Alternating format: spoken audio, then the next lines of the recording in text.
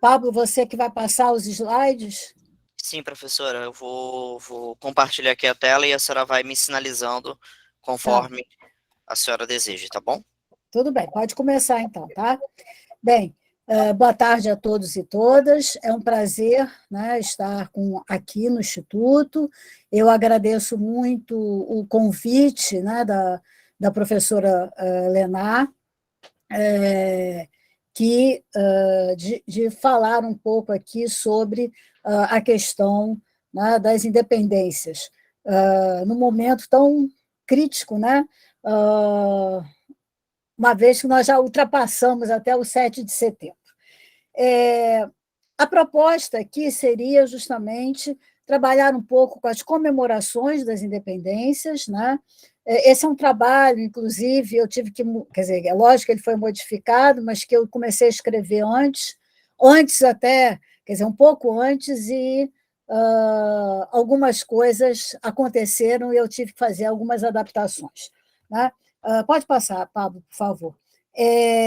Eu começo, né, com uma citação do Chartier, em que ele diz: a história deve respeitar as exigências da memória, necessárias para curar as infinitas feridas, mas deve concomitantemente reafirmar a especificidade do regime de conhecimento que lhe é próprio.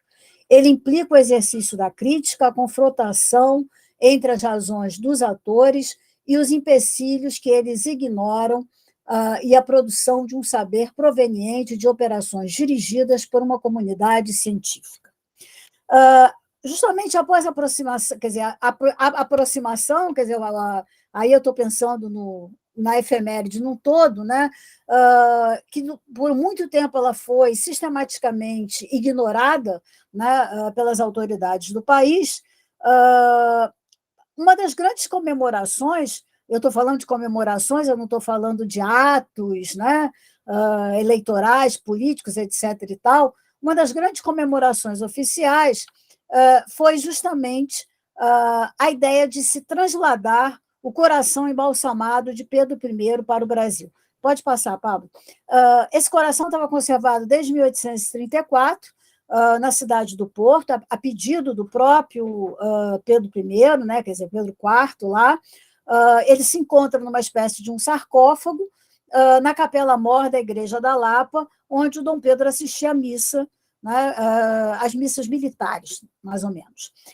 Sem dúvida, quando a gente pensa os grandes aniversários dos acontecimentos históricos, eles permitem muitas vezes trazer de volta à memória experiências vividas anteriores, pois, eu cito, é a história que tem condição de assumir a responsabilidade de tornar inteligíveis as heranças acumuladas e as descontinuidades fundadoras que nos fizeram o que somos. É uma afirmativa da Mona Ozouf. O bicentenário da independência ele é uma dessas, justamente desses acontecimentos. Né? 2022 deveria ser um desses acontecimentos.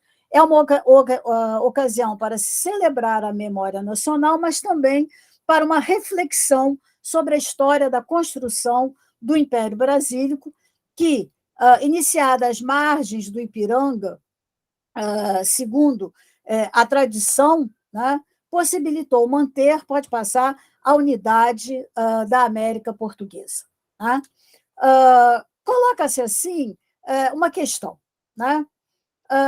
Comemorar o episódio, né, ou aprofundar o conhecimento sobre os processos que levaram a essa separação do Brasil e de Portugal. E, nesse sentido, eu retomo também as palavras de Mona Ozouf no que ela fala em relação ao bicentenário da Revolução Francesa. Né? Toda comemoração vive da observação obsessiva do mesmo. Tudo, festejos, cortejos, discursos, projetos de monumentos, leva a outras afirmativas. Aqueles a quem honramos são sempre os mesmos. No presente, nós próprios somos todos os mesmos. Nós somos sempre os mesmos que no passado e permaneceremos os mesmos. Fecha a final de citação. Trata-se, na maioria dos casos, como ela coloca, de uma festa de família, festa que se repete a cada 50 ou 100 anos, ou 25 anos, né?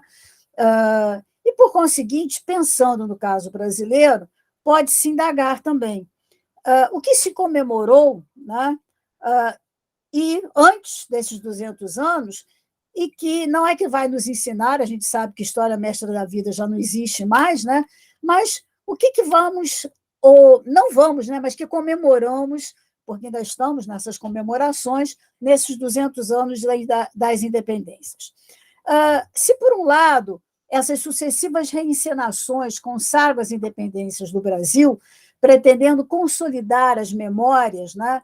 Nas memórias, o nascimento, a formação de uma nova nação, anos depois, de outro, elas não deixam também de assinalar situações complexas, contraditórias, de tempos de crise e de movimentações políticas. Logo, vale associar às ocasiões experiências e processos acumulados ao longo desses anos, de que resultaram o país em que hoje nós vivemos. Para tal, algumas vezes é necessário esclarecer, né, essas controvérsias passadas e, de alguma forma, rememorar esses aniversários, né, passados, percebendo, né, entendendo como se deu cada um desses aniversários, né, entre aspas, e como nós vamos entender esse processo. Né? Embora a independência, né, aí eu estou colocando no sentido geral, ela estivesse sempre no cerne dessas festas, os acontecimentos, algumas vezes, eles explodiam, né, de uma forma muito acrítica, né, para atender os interesses daqueles que estavam, vamos dizer, organizando essas comemorações. E, muitas vezes, embora nem sempre é necessário, é bom a gente interrogar o passado para se compreender esse momento vivenciado. Então, para a gente começar a repensar essas comemorações, né, eu gostaria de voltar ao próprio 7 de setembro de 1822. Né? Nós sabemos, isso já foi discutido pela Maria de Lourdes Lira Viana, pela Cecília Lorenzano, que eu sei que já falou aqui também, né? O 7 de setembro, como data oficial, né, da efeméride, ele foi muito pouco noticiado em 1822. Nós só encontramos uma pequena notícia 20 dias depois do acontecimento, num jornal, né, o Espelho, que vai falar que independência ou morte se tornava o grito-acorde de todos os brasileiros. Mas os outros jornais, realmente, a data em si, do 7 de setembro, não teve nenhuma significativa, né? Nenhum significado. Né? E, claro, que o espelho, aí depois disso você vai se perceber nos jornais, após a aclamação de Dom Pedro, que realmente se torna, pelo menos no início, como o grande, né, acontecimento que vai marcar essa separação do Brasil de Portugal. Né? Inclusive, há um decreto de Dom Pedro que coloca que, justamente, a partir de 12 de outubro, nós começaremos a contar o ano 1 da independência. Né? Então, a gente percebe o significado muito mais importante da aclamação do que o 7 de setembro. E, nesse momento, eles inventariavam os motivos. Né? Eram os decretos injustos e cruéis, de uma facção arrogante da corte, havia problemas também econômicos. Nós sabemos que o fechamento, né, vamos dizer, dos tribunais, das repartições, isso levou a um desemprego muito grande, e esse desemprego, né, os funcionários públicos, entre aspas, ficaram sem nada, e quase todos eles eram homens nascidos aqui no Reino do Brasil, né? E isso levou vamos dizer, a uma grande insatisfação, né? Ou então mesmo o emprego somente dos chamados brasileiros europeus, né?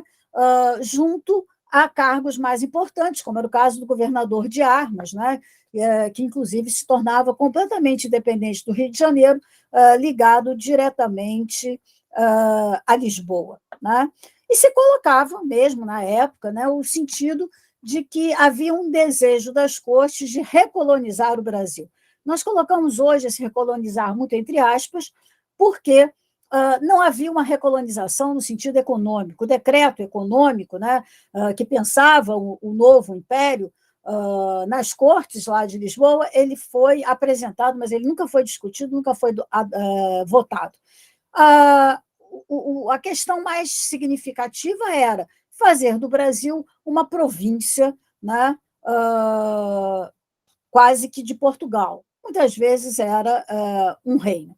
Bem, então, essas discussões foram dadas, né, e tivemos dois momentos, quer dizer, um mais significativo do outro, que o outro, o 12 de outubro, mas o 7 de setembro permaneceu. Se nós olharmos na imprensa no ano seguinte, 1823, né, é mais instigante ainda. Não temos nenhum comentário sobre o grito do Ipiranga em 1823, a não ser um soneto, né, que vai ser publicado num jornal, o Silfo, que se referia ao 7 de setembro como uma data festiva, porque, eu cito, estás independente para o Brasil, a que te resta valor Brasil, Constituição ou morte. Em 1824, é interessante que nós começamos a ver uma mudança em sentido ao 7 de setembro. O Almanaque do Rio de Janeiro aponta já o 7 de setembro como dia de gala. E eles chegam a comentar que foi o dia em que Dom Pedro declarou a independência na margem do Ipiranga, província de São Paulo. Então, a gente começava a perceber, quer dizer, nós podemos começar a perceber que, a partir de 24, né, já há uma importância, né, em relação ao 7 de setembro, abandonando-se um pouco o 12 de outubro.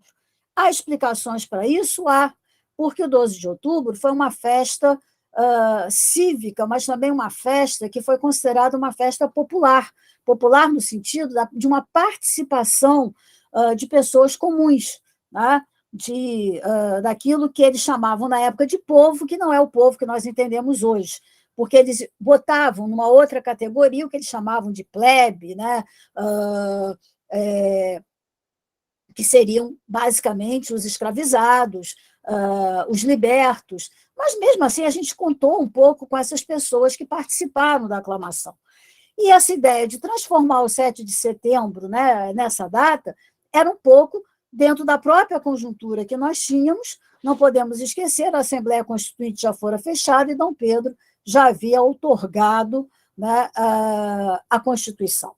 Daí em diante, nós vamos sentir que esses festejos que vão sendo feitos são festejos que vão sendo montados, moldados de acordo com as conjunturas. E nós vamos observar também que, muitas vezes, ou a exaltação da festa ou a exaltação dos heróis também variavam de acordo com essas conjunturas. Um historiador, né, canadense, que é o Hendrik Gray, ele diz que a comemoração de 7 de setembro, a partir de 1831, depois da abdicação, ela deixou de ser a exaltação do imperador, né, para se transformar numa espécie de comemoração dos partidos, né, entre aspas, que naquele momento se fizeram presentes na regência. Claro, nós tivemos a abdicação, quase que uma nova, quer dizer, uma nova guerra civil, uma vez que nós tivemos várias guerras civis nos períodos da época, né, da independência, como a Helena colocou, são independências, que vocês têm datas diferentes na Bahia, no Maranhão, no Pará, né? Era claro que, nesse momento, especialmente até 1840, né, Dom Pedro tinha que ser colocado um pouco de lado, né? E, de uma certa forma, né, há uma desconfiança em relação ao poder despótico, né, de Pedro I, quando ele saiu do Brasil. O que é bastante interessante, mostra as ambiguidades desse imperador, que ele vai para Portugal, vai lutar, né, a favor da sua filha e vai lutar justamente contra seu irmão, que é um absolutista. E lá ele é considerado o rei liberal, né, o rei até mesmo para uma historiografia já agora ultrapassada, ele era o pai da democracia, né? E jamais, se na frente de algum historiador português você dissesse que Dom Pedro era absolutista, era uma briga novamente entre Brasil e Portugal, né? O Jornal do Comércio, né, justamente, pode passar, por favor, ele afirmava que entre todas as nações há certos dias do ano que, por agradáveis reminiscências, estão sempre importantes, eram sempre importantes pelas lembranças que traziam, mesmo após uma longa série de anos. E ele justificava, eu sei que a imagem não está muito boa, né? Que entre essas importantes lembranças, né, que elas traziam após que entre esses acontecimentos, né, um desses dias era justamente o 7 de setembro de 1822, pois era o primeiro passo para a liberdade, né? E falavam até que Dom Pedro havia se colocado à frente do movimento, mas que ele havia se colocado à frente do movimento com um único objetivo, para não perder a coroa, né? Então, a gente vê aí uma crítica, né? Quer dizer, a figura do soberano não podia ser uma figura, vamos dizer, exaltada, né? Então, quer dizer, é uma ideia que acontece, que se vê muitas vezes, né, explicado, é justamente essa, que Dom Pedro teria feito essa independência porque ele percebeu que ele ia perder a coroa em Portugal e também podia perder aqui. Então, era preciso ele fazer, era necessário ele fazer essa independência. Ora, até o segundo reinado, né, quer dizer, o que nós vamos ter de comemorações nesses anos, justamente elas se voltam para o ato, né, mas não para a figura de Dom Pedro. E muitas vezes nós encontramos, para os atores da época, que a verdadeira data de independência do Brasil não era o 7 de setembro, mas sim o 7 de abril de 1831, o dia da abdicação, quando se passava a ter agora um rei, né, um imperador, melhor dizendo, brasileiro, não só nascido no Brasil, mas educado no Brasil, que era Pedro II. Né? Ao longo, né, do segundo reinado, o evento continuou como uma espécie de festejo cívico, e muitas vezes ele foi festejado, né, por instituições privadas e não, digamos, pelo poder oficial. Mas o ano de 1862 ele é bastante ilustrativo, pode passar, por favor, porque mostrava, né, um exemplo do que estava em jogo. É a inauguração da célebre estátua equestre, né, de Dom Pedro,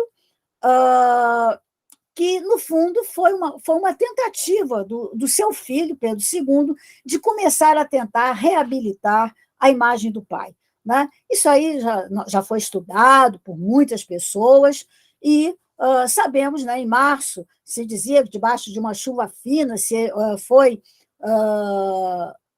inaugurada, né, essa estátua,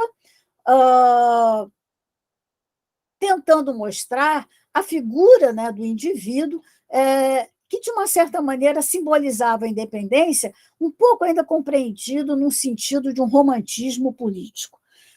Houve uma grande polêmica, né, até em relação à memória nacional, e os jornais, a imprensa, né, falava justamente a atualidade dessa inauguração, que houve uma sociedade, quer dizer, uma sociedade de música, fez festejos, que se colocaram bandeiras, as casas estavam enfeitadas, como sempre, com toalhas, fogos de artifício, aquelas coisas, quer dizer, aqueles, vamos dizer, elementos característicos dessas festas cívicas que nós tínhamos. Né? Cantava-se o hino, né? Mas foi algo também bastante polêmico, porque, afinal de contas, a estátua foi colocada na Praça Tiradentes, junto, né, do Tiradentes, quer dizer, no mesmo local em que Tiradentes havia sido condenado, quer dizer, foi executado, né, por ordem da avó né, de Pedro I. Tá? Em outra festividade, para também comemorar essa independência no segundo reinado, se inaugurou um novo jardim do passeio público, reassumindo-se o gozo desse logradouro, que devia ser preservado e cuidado por todos. Então, como nós vamos observar que essas comemorações ao longo, né, do segundo reinado, elas transformavam, né, esses acontecimentos em festejos mesmo, desprovidos de qualquer ênfase, até no próprio processo histórico. Né? O cinquentenário, os 50 anos da independência, não fugiu dessa ambivalência. Né?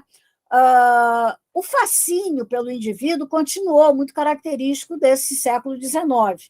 Só que houve uma inversão ainda nesse momento.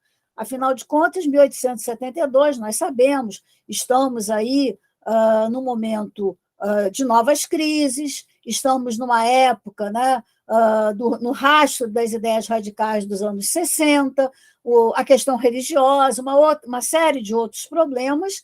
Então, a figura de Pedro I, embora, né, todo o desejo de Pedro II de reabilitar seu pai, ela não podia estar em voga. Então, em 1872, um outro indivíduo, vamos dizer, passou a ser elevado nessas comemorações. Pode passar, por favor. Quem era esse indivíduo? Era justamente José Bonifácio, considerado o patriarca da independência. Né? Afinal, ele próprio já falava desse seu protagonismo no processo há muitos anos, né? Desde 1823, quando, num artigo do Tamoio, ele dizia que, ao assumir o cargo de ministro, ele foi o primeiro, ele comentava que era o primeiro brasileiro a assumir um cargo de ministro, ele dizia que ele trovejava das alturas da Pauliceia contra a perfídia das cortes portuguesas e pregava a independência e a liberdade do Brasil. Né? Ele se apresentava como liberal constitucional, né? Um perfil mais adequado do que o perfil de Pedro I. Pode passar as outras. E aí vocês têm, haviam críticas, o jornal Mosquito faz uma crítica aí, nós vamos ver depois a imagem da estátua, né? Dizendo que o arquiteto se inspirava nessas esculturas. Pode passar a outra, né? E até que vocês têm aí a estátua que hoje se encontra no Largo de São Francisco, coitada, muito abandonada, mas que ontem eu fui ao IFIX, já tinham falado, e eles estão restaurando, né, a estátua de José Bonifácio. Então, em 7 de setembro, né, nos 50 anos depois da independência, festejou-se a efeméride com a inauguração dessa estátua, um pouquinho mirrada, né, se a gente comparar com a de Pedro I, mas que não deixava de ser um vulto, né, como os jornais falavam, da nossa sacrossanta independência. No Jornal do Comércio, naquela coluna a pedido, né, vocês têm um relato interessante que destacava o papel do ministro na condução política do príncipe, mas mostrava suas desavenças posteriores, nas quais José Bonifácio teria lutado com perseverança e força hercúlea contra o ferrenho despotismo de Pedro I. E aí eles colocavam que José Bonifácio merecia, então, um reconhecimento. E esse reconhecimento, quer dizer, ele foi adequado nesse momento dos 50 anos. Né? É claro, como eu disse, tem as críticas, e o Mosquito, além de de estampar essas imagens, ele dizia que não se sabia se a figura principal da estátua era o José Bonifácio ou o banquinho que se colocava ao lado dele, né, que vocês veem aí. Né? Trocavam-se os atores, mas a gente vai ver que se mantinha a mesma lógica, né, em que a repetição era fundamental de comemorar sempre o mesmo. Ora, 50 anos mais tarde, nós teríamos o centenário. Esse eu acho que é bastante, bem mais estudado, né? 1922, o Brasil livre e independente comemorava 100 anos. não tínhamos mais a monarquia, né? Já estávamos em plena república, e os festejos foram preparados com grande antecedência, por meio de apresentação de projetos à Câmara dos Deputados, né? E é claro que, nesse momento, no momento de consolidação, né, da própria República, se buscava, nessas comemorações, que memória e nação aparecessem juntas. Não podia ser uma comemoração que fosse reverenciar a casa imperial, né? Nem a tradição imperial. Era hora de construir uma nova imagem, né? Que buscasse algo simbólico para reconstituir essa memória nacional, demarcando a República como essa grande novidade em relação ao Império que havia sido derrubado há algumas décadas, né? Nessas ocasiões, esquecimentos e silêncios podem revelar a imposição de novos elementos destinados a moldar a imagem do cidadão. Pode passar a próxima. E aí nós vamos ver, né, que, em vez de se glorificar os heróis, nós vamos ter, né, uma festa, que todos sabemos, de grande importância, cujo ápice foi justamente a Exposição Universal do Rio de Janeiro. Como notou a Marli Silva da Mota, que tem um importante trabalho sobre isso, a discussão que inaugurou a preparação do centenário consistiu no debate do atraso e a necessidade de construir um Brasil moderno. Celebrar 1922 significava a inequívoca disposição da jovem nação em marcar um seu lugar no século XX.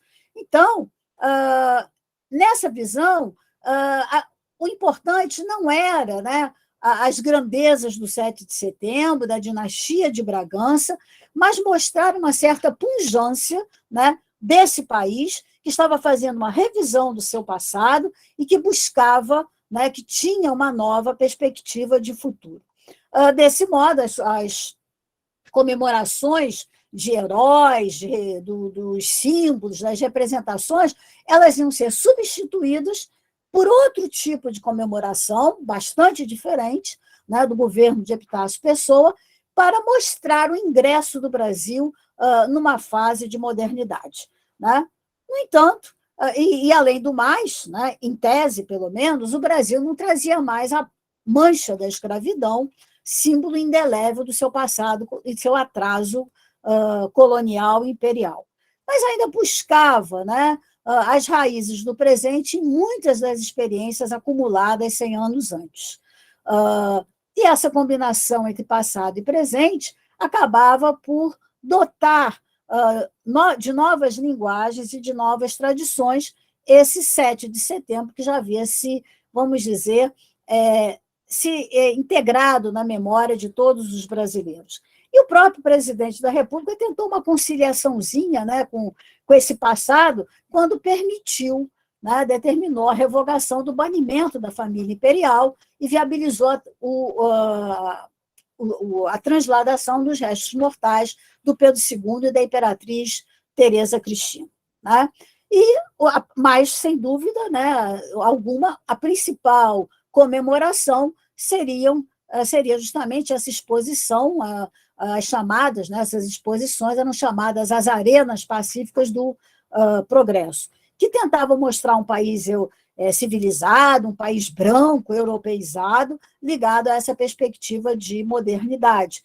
E buscava, então, superar todas as contradições para que o país fosse apresentado com todas as suas virtudes cívicas e também no respeito à coisa pública.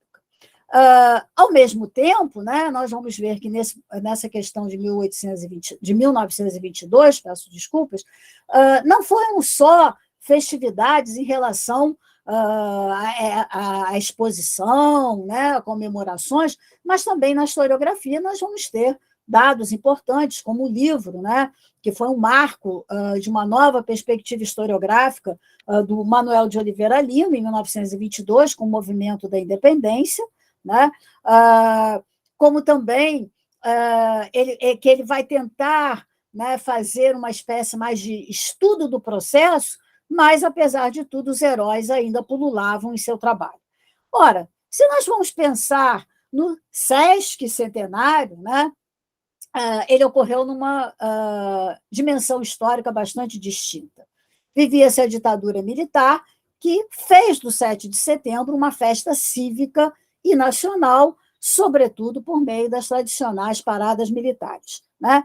Afinal, como o Rodrigo Pato assinala, né, a imprensa noticiava essas festas em um tom ufanista, relacionadas não só ao chamado milagre brasileiro, mas também à conquista, né, do tricampeonato mundial de futebol. Acho que todos nós aqui, não os mais novos, mas os mais antigos, lembram daquela marchinha para frente, Brasil, que ela continuava a ser cantada nos desfiles e reuniões patrióticas. As manifestações, se dizia na época, elas foram marcadas por uma alegria espontânea entre os populares que aplaudiam estudantes, militantes, representantes das associações, enquanto esses desfilavam, né? Assim escreviam os jornais. E se dizia que esse entusiasmo popular era com a vitória do Brasil na Copa do Mundo, mas graças também à propaganda, né, do governo e aos milagres. Pode passar, por favor? Aos milagres, né, ao milagre econômico que o Brasil passava naquele momento. E, desse modo, para incentivar esse patriotismo, né, crescente, houve um fato que culminou com essa festa do Sesc Centenário. Né? E qual foi esse fato? O grande destaque, né, e aí eles fizeram bem melhor do que nos dias de hoje, né, foi reservado a trazer de Portugal os restos mortais de Dom Pedro, na crença que a imagem de um imperador podia valorizar, né, esse protagonismo militar do 7 de setembro. Né? E também de que essa independência não significara vamos dizer, uma ruptura total entre Brasil e Portugal, que era um aspecto muito divulgado na historiografia do 800. E nós sabemos que, para essa vinda, né, dos restos mortais de Dom Pedro, várias autoridades portuguesas estiveram presentes, inclusive o presidente de Portugal. Né? As cinzas vão chegar em 22 de abril, né, após a entrega do esquife, que vocês estão vendo aí num salão especial preparado na Quinta da Boa Vista, se colocava na época que se guardava uma relíquia, né, numa expressão que a imagem do herói se mesclava a uma perspectiva religiosa. Houve uma peregrinação por todo o território do Brasil, desde o dia 22 de abril até que os restos mortais chegassem ao Museu do Ipiranga em setembro de 1972. Então, houve um longo cortejo cívico, né, em termos, inclusive, de incentivar uma participação popular. Né? Muitos colocam, né, os historiadores a posteriori, a historiografia a posteriori, que essa cerimônia podia ser comparada em suas devidas conjunturas com a volta dos restos mortais do Napoleão Bonaparte em 15 de dezembro de 1840. Né? Vocês tiveram negociações entre a França e a Inglaterra e os restos mortais do imperador vieram de Santa Helena. Né? E foi também, pode passar a outra imagem, uma série de festejos que foram narrados por intelectuais, alguns a favor, outros contra, dizendo que né, que essa efeméride era só para, vamos dizer, cicatrizar as feridas e os problemas, né, do governo de Luís Filipe. Né? E colocava, de um lado, aqueles que eram partidários de uma cultura política da Revolução Francesa e outros que eram partidários de uma cultura política conservadora. Né? Só uma coisa que eu esqueci de colocar: quando vocês tiveram, né, a vinda dos restos mortais de Dom Pedro, também nós tivemos negociações. Né? Naquela época, hoje nós sabemos que houve um acordo, uma espécie de acordo entre o governo militar e a ditadura de Portugal, que só vai ser derrubada 2 anos depois, né, de que o Brasil, em troca da vinda dos restos de Dom Pedro, apoiaria sempre a política colonial europeia na África. Só que 2 anos depois, tudo isso foi por água abaixo. O 7 de setembro também, o Sesc Centenário, desculpe, também repercutiu de alguma maneira na historiografia. De um lado, uma obra importante, né, que foi a obra do Zé Honório Rodrigues, Independência, Revolução e Contra-Revolução, 5 volumes, em que ele traz novos personagens, ele acaba com a ideia de que foi uma separação amigável, que vocês tiveram guerras, sim, hoje, aspecto que está bastante, né, que é bastante colocado e analisado, mas, de outro lado, nós vamos ter uma outra coleção, que é do Josué Montello, organizada pelo José Montello, História da Independência do Brasil, que continua a apresentar o 7 de setembro com base na valorização dos grandes vultos, na exaltação da história pátria e na atuação do povo brasileiro. Né? E é interessante, né, que, quando chegaram os restos mortais de Dom Pedro em São Paulo, o Pedro Calmon, que naquela época era o presidente do Instituto Histórico, fez uma oração fúnebre, né? E ele dizia: esta cerimônia exclui a morte, ela é uma comemoração da vida. Pode passar outra imagem. O Ipiranga é o altar da pátria e as pompas que acompanham o imperador são do Brasil inteiro, que lhe agradece pelo grito dado 150 anos atrás, independência ou morte. Naquele momento, se procurava novamente trazer à tona o grande herói da independência, né, que foi imortalizado pelo quadro de Pedro Américo em 1800 pintado, né, em 1888, ainda no Império. Ora, nos 200 anos da independência, né, o que a gente percebe é que reinou basicamente um improviso, né, nas áreas governamentais, né, que custaram muito, né, a planejar festas, comemorações e rememorações. Tivemos uma comissão na Câmara, né, que foi, vamos dizer, comandada, né, pelo deputado, agora esqueci o nome dele, mas é a sua, que chamam de Sua Alteza, que é o descendente da família de Orleans e Bragança, né? E no Senado, uma comissão que se colocava, vamos dizer, uma comissão um pouco distinta, que era presidida pelo Randolfo, né, pelo senador Randolph, e que fez algumas iniciativas, publicou alguns trabalhos, né, trouxe alguns panfletos políticos lá da biblioteca do Oliveira Lima. Né?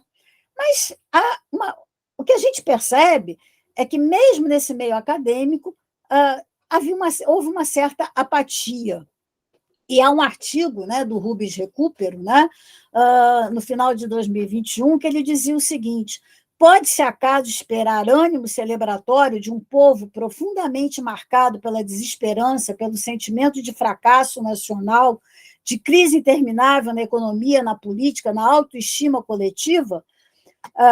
Ou será que o sentido das comemorações tão marcantes nos séculos XIX e XX já não faz mais, já não tem mais nenhum significado? Bem, como eu disse, no meio acadêmico, nós tivemos várias comemorações de uma maneira distinta, né?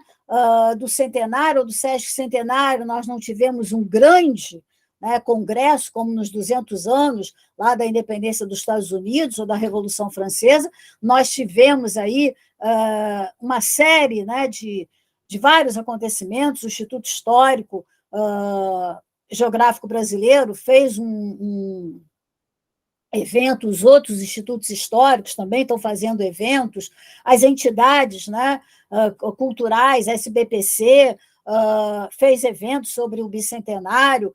Tivemos, na semana passada, um evento da ANPU, junto com a Sociedade de Estudos dos 800, e tem uma grande importância. Esses eventos, apesar, vamos dizer, de pipocarem, né, acho que ninguém aguenta mais, a gente abre qualquer coisa no YouTube, aparece lá o Spotify de alguém falando sobre independência, é independência para todos os lados, né? Mas, de alguma maneira, eu acho que teve uma marca definitiva, eu já estou encerrando, que, de alguma forma, passou-se a se discutir nesse mundo acadêmico, né, não só os vários significados dessas independências, mas também a incluir pontos que até então não eram trabalhados, né? A incluir outras personagens, né? Como negros, como libertos, como índios, como as mulheres, né? É claro que o significado de independência para eles é totalmente diferente das elites que comandaram essa independência, mas nós também não podemos dizer que esses esquecidos estavam completamente, vamos dizer, excluídos, né, desse processo. Então, o que a gente observa, né, é que, mais do que aquele grito, né, de independência ou morte, né, esse mundo, vamos dizer, acadêmico, né, esse mundo cultural, discussões também de jornais que foram importantes porque tentaram mostrar uma história pública, né, quer dizer, você vai ter muitos artigos, né, na imprensa daqui, na própria imprensa de Portugal, buscando atingir um público mais amplo, né, levou a este repensar. Né? Mas, por outro lado, né, e aí eu vou concluir, o que nós podemos comemorar e lembrar em conjunto? Né?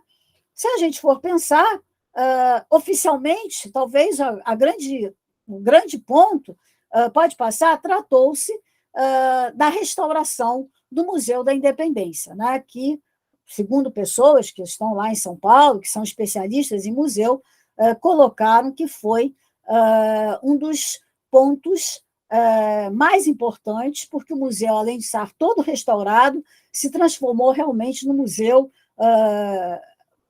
vamos colocar, da última geração, com todo um aparato muito importante, né, até mesmo recuperando as salas onde estavam os restos mortais da família imperial.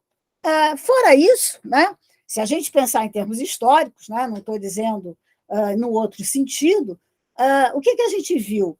Foi trazer o coração, né, do primeiro imperador, fundador do liberalismo português, mas que para nós, né, nós temos uma imagem muito mais despótica, né?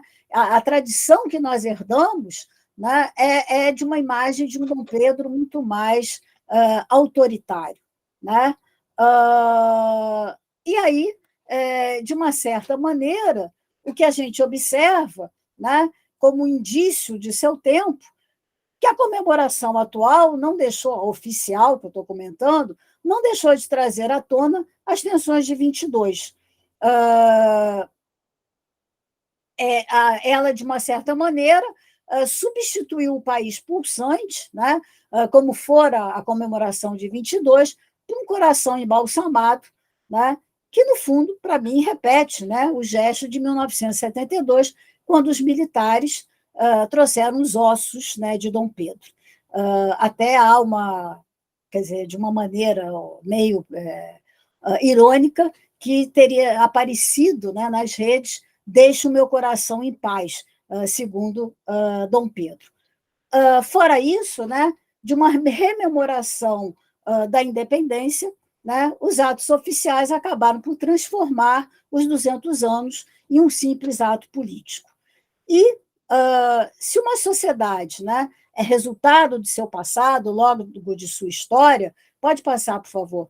Nos dias de hoje, nesse momento crítico, convulso que o mundo vive, que nós também passamos, pode-se afirmar que eu acho que há uma espécie de retrocesso e banalização, né, da moderna consciência histórica em muitas sociedades. Os critérios morais, conservadores, muitas vezes posturas nacionalistas, xenófobas, posturas teleológicas, que pressupõem uma espécie de retrocesso.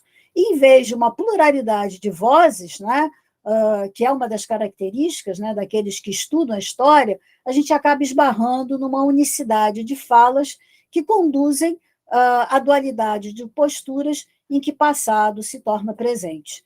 E aí eu acredito que talvez ainda se precise bradar né, o time brasileiro, por isso essas imagens de 1822, de 200 anos atrás, independência ou morte. Muito obrigada.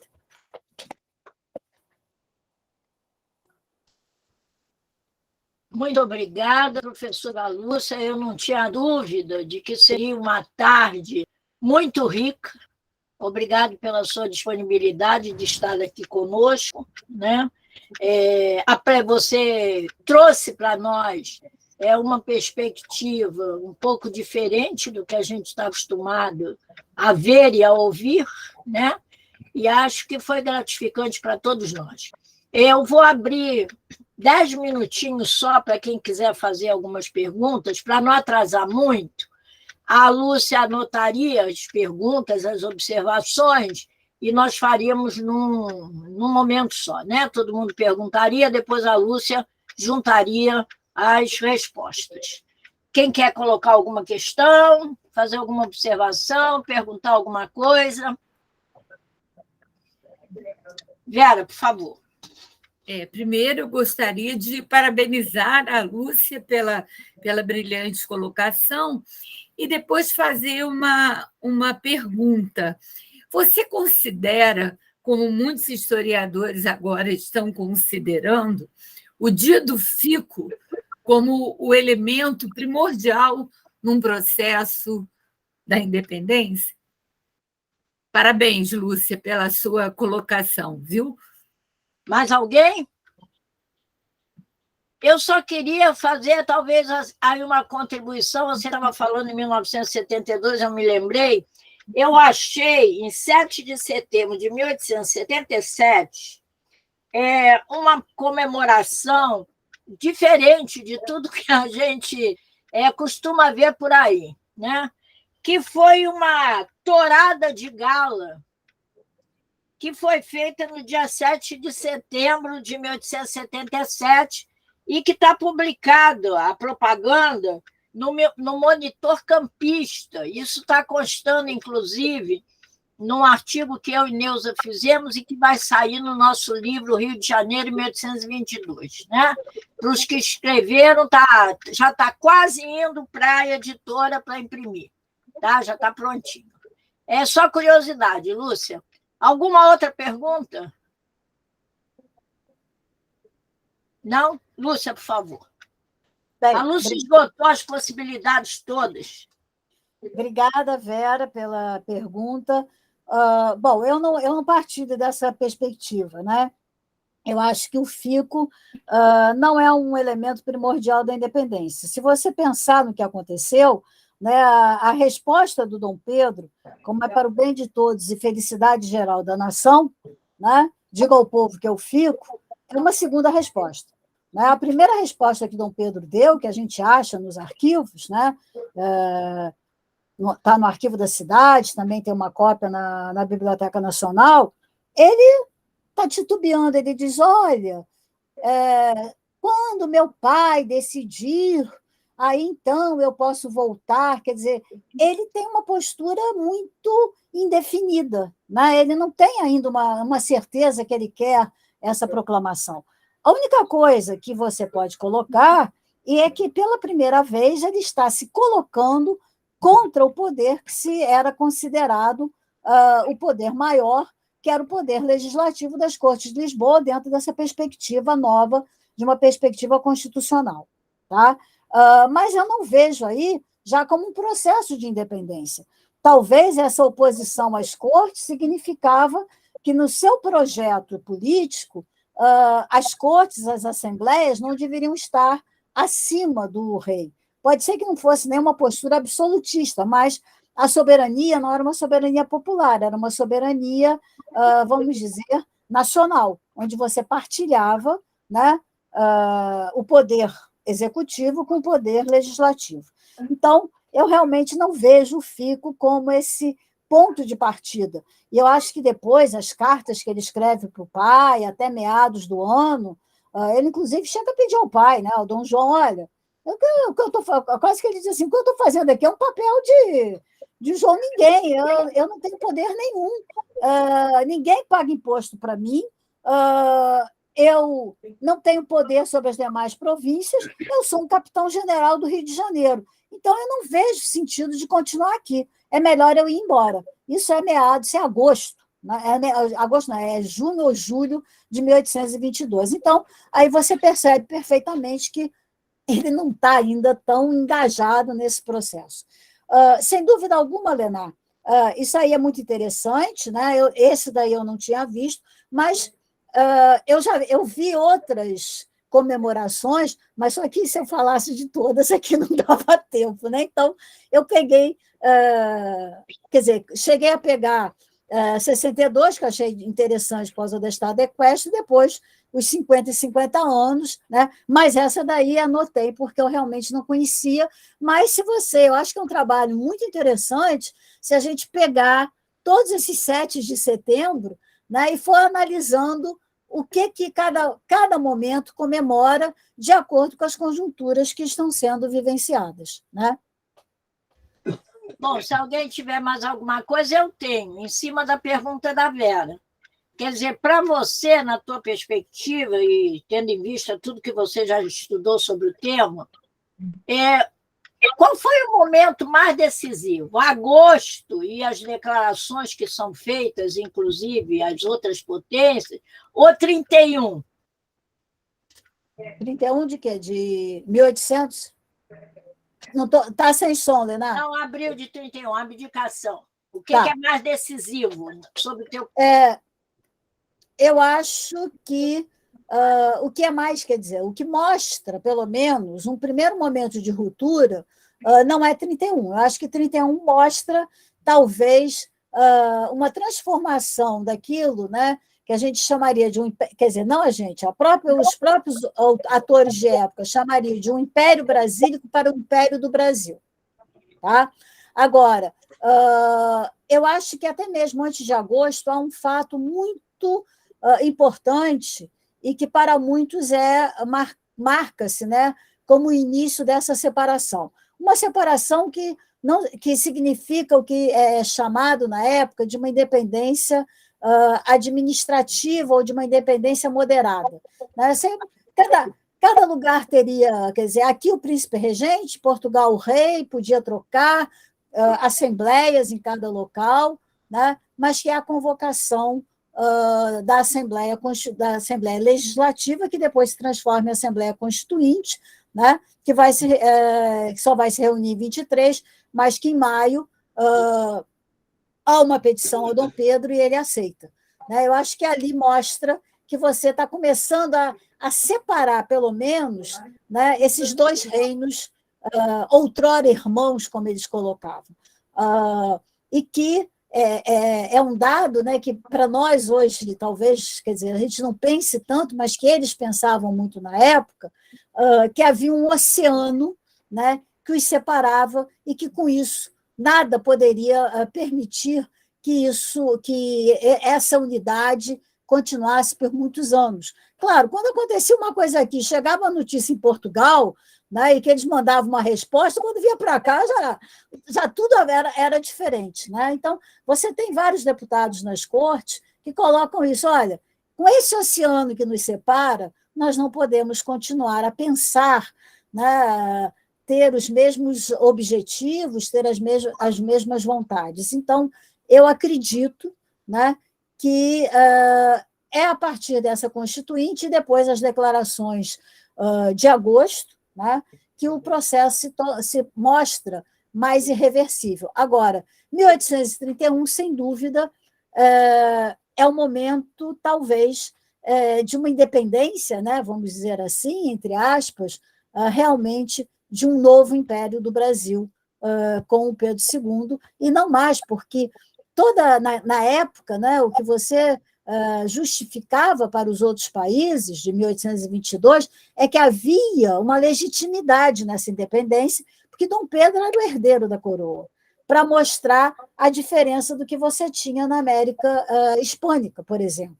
Né? Então, quer dizer, essa ideia de legitimidade, né, por meio da figura de um rei português, de uma certa maneira, nos fazia separados, mas uma separação que, quando Dom João morresse, o que aconteceu, você podia juntar novamente as duas coroas. Não, quer dizer, não aconteceu a junção, mas seria possível ainda essa nova unidade. Tá? Lúcia, mais uma vez agradeço essa exposição fantástica. Agradeço também a tua disponibilidade de nos deixar colocar no canal YouTube do Instituto, acho que vai engrandecer também o Instituto, e dar oportunidade a outros que não ouviram de ouvir. Não é isso? Eu tenho certeza que vai ser bastante acessado. Eu vou passar a palavra, então, ao Nelson Senra, que vai apresentar o livro As Estatísticas nas Comemorações da Independência do Brasil, que foi organizado por ele e publicado pelo IBGE, dando continuidade a essa nossa sessão, toda voltada para a independência e para as comemorações do bicentenário. Nelson, por favor. É muito ingrato falar depois da professora Lúcia Bastos, com tanto brilhantismo. Vou tentar expor o conteúdo desse livro. Quem não abriu a capa, não sei se eu vou conseguir transmitir aí, o livro é esse. Eu passei o link desse livro para quem o quis ver em e-book, e esse livro se insere numa tradição ibegiana de celebrar, participar, digamos, de grandes eventos. A primeira vez que nós estivemos de uma forma mais física, porquanto desde a nossa criação em 1936, houve eventos desde lá, Teixeira de Freitas, e mesmo com o embaixador José Carlos de Macedo Soares, que presidiu o IBGE por mais tempo, 17 anos, e, se eu não me engano, também o IHGB por cerca de 30 anos. O IBGE participou de grandes eventos nacionais, mas, em geral, não resultavam produtos físicos de grande magnitude. Mas o primeiro que eu me lembro, na época eu dirigia o Centro de Documentação e Disseminação de Informações, nós publicamos, junto com o Colégio Pedro II, um livro da professora Terezinha de Castro, alusivo aos 500 anos do descobrimento da América. Não foi um livro grandioso enquanto beleza, mas grandioso enquanto conteúdo. Depois, sim, já não mais eu estando na direção do centro, foi feito um livro belíssimo sobre os 500 anos do descobrimento do Brasil, também 100 anos da migração japonesa. Foram 2 livros lindíssimos e, em seguida, fizemos um sobre os 50 anos da criação de Brasília. Aí, sim, eu que o organizei. Marcos Santos, que, então, trabalhava comigo lá no Instituto, fizemos um trabalho que eu reputo muito importante, porquanto o IBGE, na área da geografia, participou intensamente da criação, da delimitação do quadrilátero de Brasília. Delimitou muito, ajudou muito a simplificar e a agilizar os tais 5 anos em 50. 50 anos em 5. Né? Isso foi bastante importante, então, fazermos aquele volume. Então, com tudo isso no espírito, e ter em mente os 4 volumes que eu escrevi sobre a história da estatística brasileira, eu tinha plena noção de que, nas 4 grandes datas cheias da história da estatística, da comemoração, das comemorações do centenário da independência do Brasil, cinquentenário, Sesc Centenário e agora o Bicentenário, nós poderíamos introduzir uma referência às estatísticas. E também nós temos clareza de que a atividade estatística ela é um reflexo da demanda da sociedade. Não se faz estatística à revelia da sociedade. A instituição de estatística trabalha para a sociedade. Nesse sentido, nós precisaríamos estarmos conectados com o interesse da sociedade naquelas datas cheias. o cinquentenário, volto a dizer, o centenário, o Sesc Centenário e o bicentenário nesse momento agora. Nesse sentido, eu pensei na organização do livro em 4 grandes sessões, em que nas 4 sessões, cada uma delas tivesse uma visão da história nacional, marcando, naquele momento fulcral dos 50 anos, 100, 150 e agora 200, como que os historiadores ou os economistas historiadores viam como que o país estava e, em seguida, eu pudesse mostrar como que as estatísticas estiveram naqueles momentos ou agora como ela está naquele momento.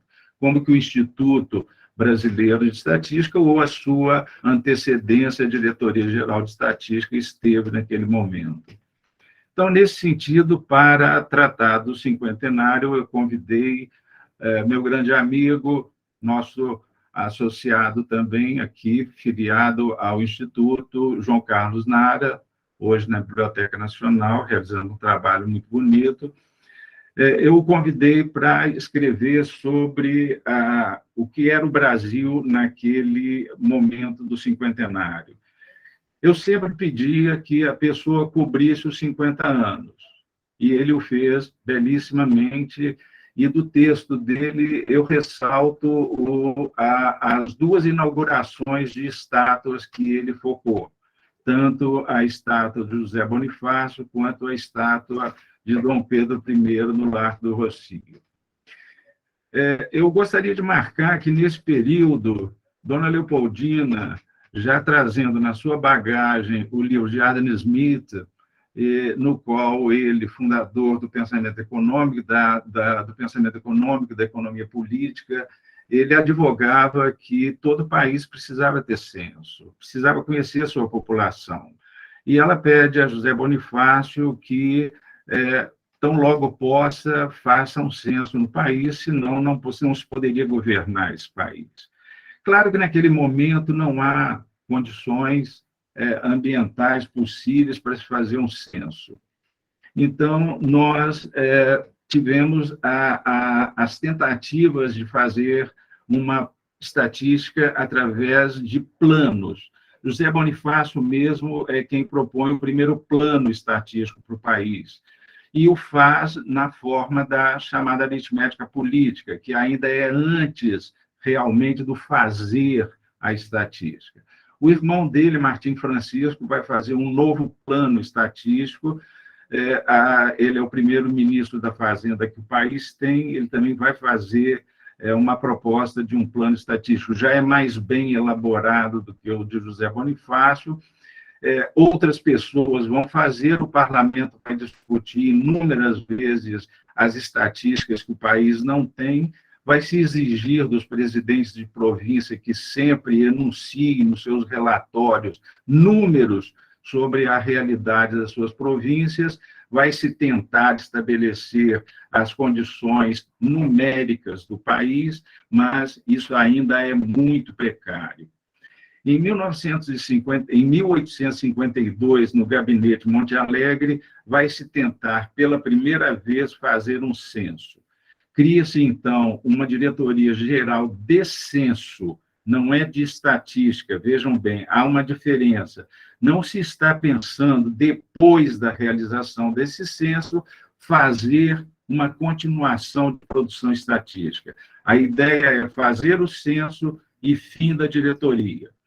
Esse censo acaba não acontecendo. Elaboram-se os questionários, nomeia-se diretoria, nomeiam-se a estrutura nacional para se realizar o censo, mas ele acaba não acontecendo. Há uma revolta que tem início na cidade de Paudalho, em Pernambuco, e o censo acaba não acontecendo. Essa revolta se espraia pelo Nordeste todo, e o medo que se tem, afora várias hipóteses do porquê essa revolta acontece. Eu cheguei a escrever um texto sobre isso, sobre essas várias hipóteses. A que me parece mais factível, o temor do governo de que a revolta praieira pudesse se retomar, voltar a acontecer. Ela havia recém acabado.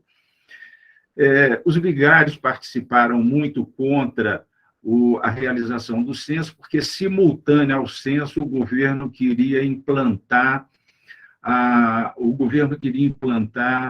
laicização do registro civil, que seria uma perda de poder do clero. Isso daí terá dificultado muito. Em seguida, cria-se já no Gabinete Paraná a Sociedade Brasileira de Estatística. Ela ganha uma certa importância no mundo, a ponto de Adolphe Quetelet, que é o maior estatístico à época, ainda não se chama estatístico, ele é um astrônomo belga, mas que trata profundamente das estatísticas. Ele é uma figura importantíssima, ele se associa à Sociedade Estatística do Brasil. Pois bem, nós vamos, de fato, fazer um censo numa sucessão de gabinetes conservadores. Começa com Itaboraí, definindo que vai se fazer um censo com a lei censitária, e manda-se, nessa lei, criar uma diretoria geral de estatística, porque agora já se pensa numa estatística continuada, e isso se dá no gabinete Marquês de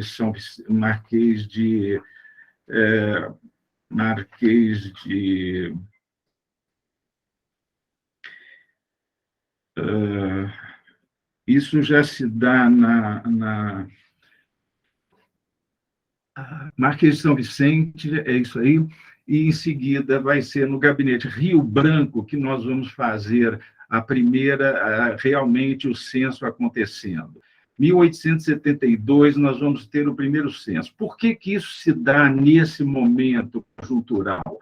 Porque o Brasil está saindo da guerra, há uma motivação muito grande de que a gente possa viver um novo tempo, embora o país esteja super endividado.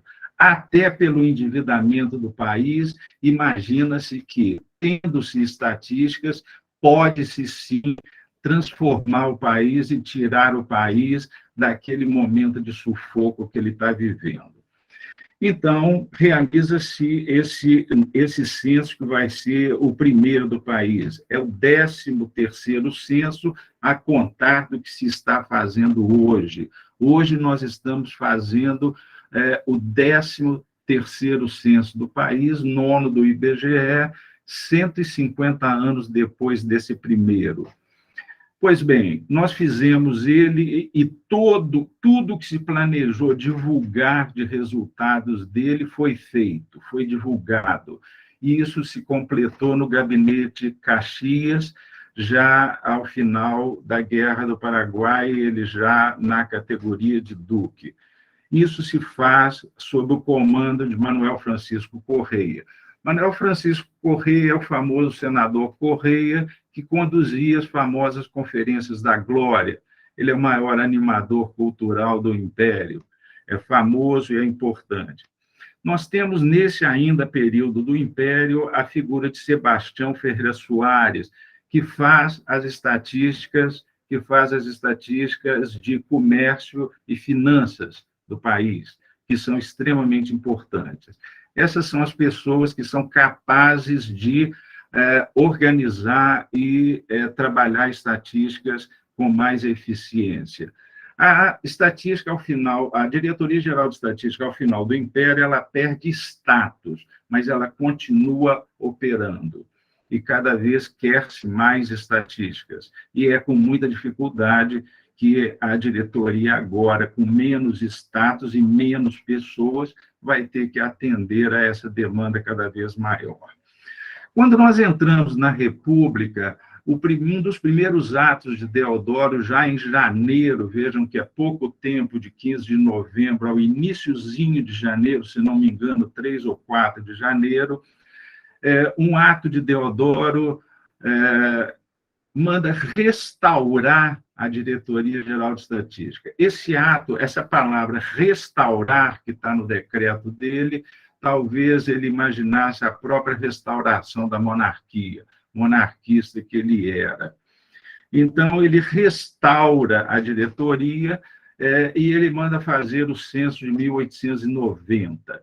tanto de 1890 quanto de 1900, não há ambiente no país, porque a República não foi nem um pouco pacífica. Os ambientes não eram favoráveis a nenhuma operação censitária. O censo de 1890 planejou volumes e mais volumes, eram cerca de 60 ou 65 volumes. No final, não se publicou senão 6 volumes. Ou seja, nesse sentido e em muitos outros sentidos, ele foi um fracasso. Ele provocou uma polêmica enorme entre Aureliano Portugal e Hilário de Gouveia. Eles eram 2 demógrafos sanitaristas e eles estiveram, um dizendo que a febre amarela não estava diminuindo na capital, aqui na corte, e o outro dizia que sim, estava aumentando. Aureliano dizia que ela estava diminuindo e Hilário dizia que ela estava aumentando. Foi uma baixaria de discussão enorme, um dizendo, acusando o outro que a opinião dele era porque ele era monarquista, o Hilário era monarquista e o outro era republicano. Na verdade, o Hilário estava muito mais certo do que Aureliano. Pois bem, quando o Afonso Pena chega ao poder, nós vamos ter a Diretoria-Geral de Estatística, à frente da Diretoria-Geral de Estatística, uma figura genial que é Bulhões Carvalho. O nome em Copacabana é Bulhões de Carvalho, esse D não existe, ele não gostava. É Bulhões Carvalho, ele é um demógrafo sanitarista também, e ele disputava, ele fez trabalhos magníficos. Há um livro dele lindíssimo sobre o centenário da exposição dos portos, da abertura dos portos, que se deu na Urca. Pois bem, quando Afonso Pena falece prematuramente, ele se ausenta da chefia da diretoria-geral. Ele retorna com Venceslau Braz, e é nesse momento, em 14, é nesse momento que se começa, com a morte do retorno de Rodrigues Alves, ele se começa a pensar no centenário. E ele, então, afirma com todas as letras e bate com todas as letras que, olha, o único número que nós temos para a população brasileira é do censo de 1872. 1872. Porque nós não temos um número para 1890, nós não temos um número para 1900, porque para 1900 só saiu um volume, embora ele tenha recuperado os números de 1900, mas não tinha um número nacional, e ele disse, nós vamos para uma exposição internacional que vai se promover aqui na capital, aqui na capital federal, nós vamos para uma exposição dessa e não vamos apresentar nenhum gráfico, nenhuma tabela, nenhum gráfico pictórico, nenhuma tabela, nenhum gráfico qualquer que seja nos pavilhões nacionais, porque era muito comum nos pavilhões das exposições, nas paredes, colocarem gráficos sobre a população, não vamos apresentar nada, os nossos números são defasadíssimos. E ele dizia, precisamos atualizar nossa população. Não fizemos o censo de 1910, embora ele tenha deixado o censo pronto, mas o seu sucessor não fez o censo. Então, ele lutou e conseguiu, então, realizar o censo de 1920. O censo de 1920 foi um sucesso tão magnífico que ele, então, ganhou a exposição desse censo num pavilhão exclusivo para a estatística. É o chamado pavilhão de estatística, é um dos poucos que ainda está em pé, resultante da exposição universal que houve aqui no centenário da independência. Ele hoje é o Centro Cultural da Saúde, em frente ao Museu Histórico Nacional. Infelizmente, ele não tem aquela cúpula que ele, à época, teve, porque o arquiteto não gostava daquela cúpula. Aquela cúpula lhe foi imposta. O arquiteto, isso está contado no livro, é o mesmo arquiteto que fez a Igreja de Nossa Senhora da Paz, lá na Praça Nossa Senhora da Paz, né? Ele não gostava, ele só admitiu a permanência do pavilhão, era um direito que ele tinha, se aquela cúpula fosse retirada. Eu achava aquela cúpula muito bonita, mas essa foi uma exigência dele. Pois bem, a segunda sessão tem um texto belíssimo em que Paulo Quinaus e Moema de Bacelar Alves falam exatamente na ideia de que a história, naquele instante, precisava ser comemorada, celebrada. E é exatamente essa modernidade que a professora Lúcia Bastos falava, era celebrar a modernidade. Pela primeira vez, a população ouviu o rádio, ouviu microfone falando, ouviu a voz do presidente ecoando pelos pavilhões da exposição. Foi um momento diferente. O Brasil, como ela disse, se viu europeu, se viu diferente, se viu moderno. E o pavilhão de estatística mostrou a grandeza da estatística. O Brasil se mostrou em números. Pela primeira vez, o censo não foi apenas demográfico, populacional, ele também foi econômico, ele foi agro, ainda muito acanhado, mas ele já se ampliou. Então, agora nós tivemos uma série 72 no Império e 20. Esse é o único censo que a Primeira República pode apresentar com honra, porque 90 foi um fracasso, 00 foi um fracasso, 10 não houve, 20 é grandioso e 30 não haverá. Claro, é a Revolução que vai suspender exatamente. Doutor Bulhões é a pessoa, ele é um médico demografista, trabalhou com Oswaldo Cruz, trabalhou com outros grandes pensadores da demografia. Ele é a pessoa que pensou uma estrutura para a organização da atividade estatística brasileira. Ele, para o censo de 20, faz emergir uma figura fabulosa, que é Mário Augusto Teixeira de Freitas, que ele mandou como delegado censitário lá para Minas Gerais. Mário Augusto Teixeira de Freitas vai aparecer em seguida pelas mãos de Francisco Campos no Ministério recém-criado por Vargas da Educação e Saúde, onde ele cria o Serviço de Estatística da Educação e Saúde. E é dessa posição que ele vai ter a chance de criar, a partir de uma análise que ele faz do estado da estatística nacional, que ele vai criar o que será o IBGE. O IBGE se implanta em 29 de maio de 1936 e fará o seu primeiro censo em 1940. De 40 até hoje, o IBGE faz continuamente, está fazendo agora continuamente seu 9º censo, 13º do país.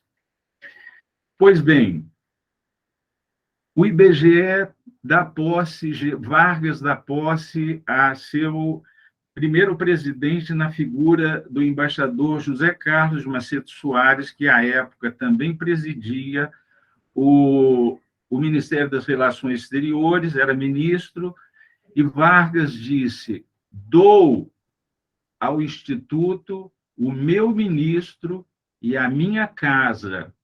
Vargas nunca diria o meu palácio. Dou a minha casa, e a primeira sede do IBGE foi o Palácio do Catete. Ele ocupou algumas salas do Palácio do Catete, onde o IBGE ali esteve. Claro, por pouco tempo, porque logo ele cresceu em atividade, mas foi a primeira sede do IBGE.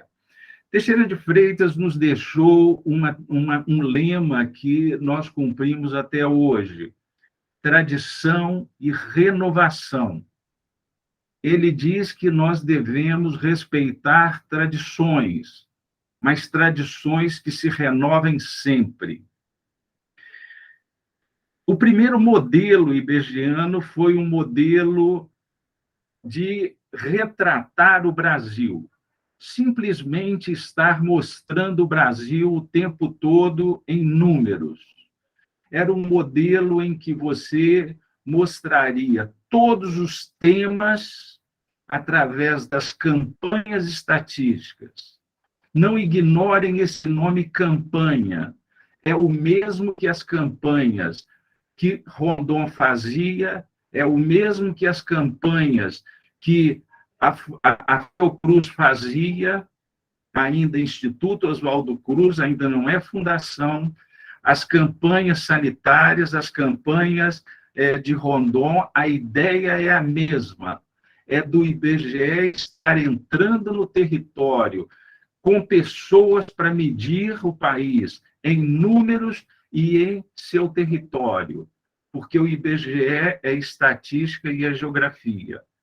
É essa passagem que o IBGE está fazendo, que é uma medição do país em números e em mapas. É a campanha, chamavam campanhas estatísticas. As primeiras campanhas, quando se iniciavam, Vargas as anuncia, ele formalmente conclama a população a participar intensamente dessas campanhas. Pois bem, as campanhas acontecem. Elas são censitárias no sentido de que todos os municípios devem participar das campanhas. Todos os temas devem estar atentos nas campanhas. Os questionários são feitos e eles são chamados de cadernos estatísticos. Isso tudo é importante e é relevante a gente pensar que, nesse momento, nós não estamos focados nas estatísticas econômicas. Não obstante, Teixeira de Freitas tem clareza de que o país precisa mais e mais de estatísticas econômicas e sociais. A realidade está ali a postos. O país está cada vez mais se urbanizando e a pobreza está se mostrando. Então, o IBGE tem o poder de delegar a outros órgãos fazerem outras estatísticas. E ele delega à Fundação Getúlio Vargas, por exemplo, fazer as contas nacionais. A visão de história nacional, nesse momento, para essa sessão de 1972, trazendo lá do centenário, eu convidei um economista, Renato Sérgio de Lima, que é o presidente do Fórum Brasileiro de Segurança Pública, que trabalhou com Liana de Paula, uma socióloga da USP, extremamente competente, tanto quanto ele. Os dois escreveram um texto muito interessante mostrando o instante em que exatamente o modelo primeiro do IBGE começa a se esgotar. É o momento em que aquela renovação que ainda está nos bastidores precisa vir à tona. Vem à tona. Por quê? Porque as estatísticas econômicas são as mais demandadas. Um segundo modelo precisa emergir fortemente. É o momento, então, que Isaac Gesternetsky assume a presidência do IBGE. Volto um minutinho. Quando Teixeira de Freitas falece em 56, o IBGE passa por 4 grandes críticas, que são cumulativas. Em 58, 64, 66. 67, ele muda de autarquia para uma fundação pública de direito privado. Nesse momento, então, o IBGE se transforma e ele agora pode fazer contratações, ele pode renovar a quadra, ele pode fazer inúmeras coisas. Não somos funcionários públicos. Ele pode contratar, ele pode se renovar. O quadro se renova intensamente. Isaac Giertneretsky, economista formado por grandes nobéis de economia, sociólogo, assume a presidência do IBGE. E é ele que introduz no IBGE os grandes indicadores econômicos sociais e começa a fazer os indicadores ambientais. Isso é importantíssimo. É um precursor dos indicadores ambientais. Para essa terceira sessão, valorizando a figura de Teixeira de Freitas, que é um homem singular e plural, eu pedi a Marcos Santos, nosso confrade, que fizesse um box assinado por ele, em que ele realça uma faceta de Teixeira de Freitas que é importantíssima. Ele escreveu sobre o Palácio do Silogeu, onde se juntaria inúmeras instituições de cultura, inclusive o IHGB, a Academia Brasileira de Letras, se juntariam inúmeras outras instituições, elas estariam todas juntas e Teixeira de Freitas sonhava que as bibliotecas de todas essas instituições estariam somadas e não divididas. Os acervos estariam todos juntos e se poderia fazer pesquisas de forma muito mais simples. O próprio IBGE, que até então tinha sedes esfaceladas, como ainda tem, estaria junto. A grande gráfica do IBGE, que à época era chamada a maior gráfica da América Latina, estaria a serviço de todas essas instituições. À época, a gráfica do IBGE servia ao IHGB, como servia ao Senado, à Câmara e à própria Casa da Moeda do Brasil. Estaria, então, a serviço dessas instituições que estariam sediadas no Palácio do Silogeu. Era um prédio gigantesco, belíssimo, que estava já planejado num concurso público.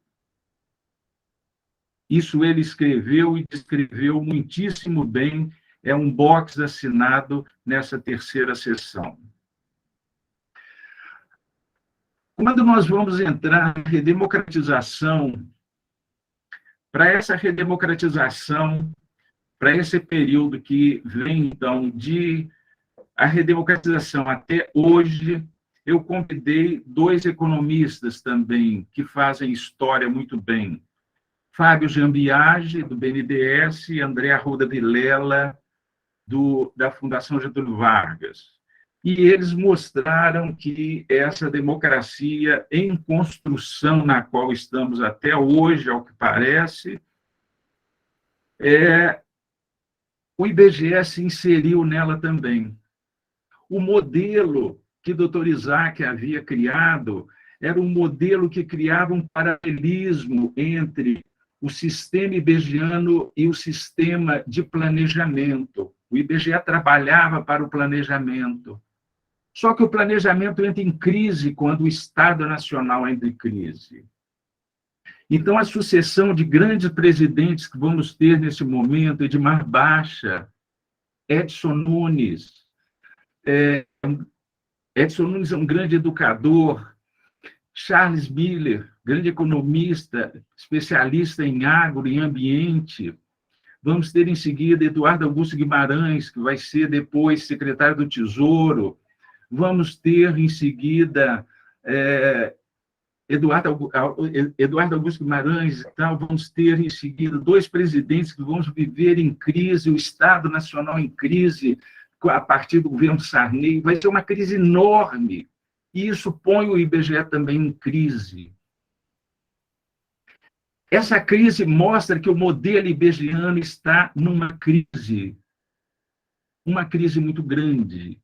Ele precisa mudar para um terceiro modelo. E quem faz essa mudança é o professor Simon Schwartzman. Simon Schwartzman prefacia o nosso livro. Para nós, isso é importantíssimo. Eu acredito que para todos, cientistas sociais, historiadores, Simon Schwartzman é uma figura, um nome que fala por si. Para o IBGE fala muito. Simon Schwartzman nos dá o terceiro modelo, porquanto ele insere o IBGE no mundo estatístico. Ele insere o IBGE nos grandes organismos internacionais. Ele nos faz associado à sociedade. Pela primeira vez, nós nos damos conta de uma coisa banal.